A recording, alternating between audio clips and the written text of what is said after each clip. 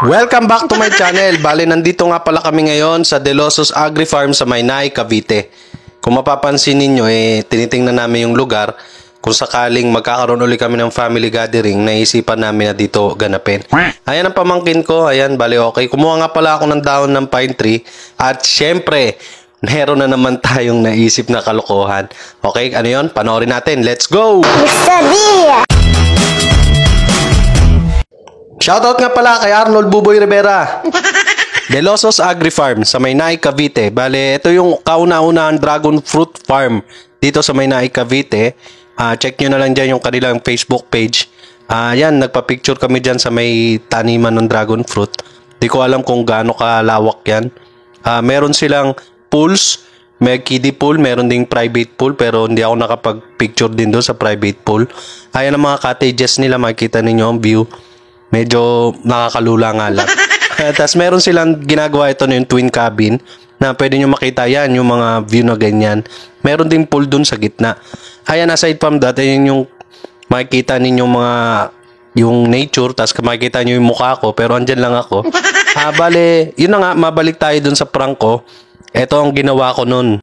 Nakita ko nga itong puno na to ng pine tree, tapos naisipan kong kumuha ng dahon yan. Yan, parang medyo kakaiba oh.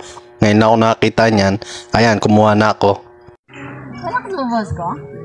Pero okay lang. May igat ka! May igat ka! Gusto. Kala niya igat. Igat. Ewan ko sa'yo. Sa wakas! Sa wakas! Tomorrow.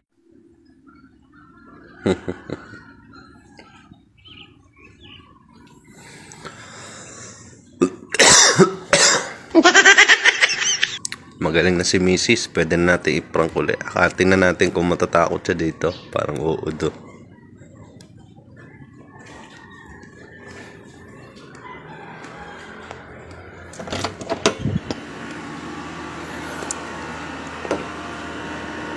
Wah. Ana.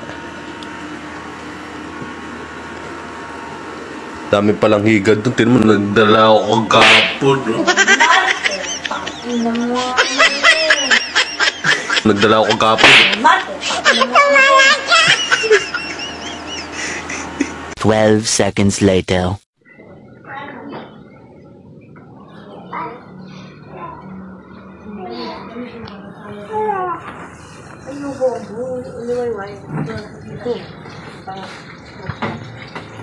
Ano nuluto niyo dyan? Wala kang awa! Daming uod kahapon doon, no? Saan?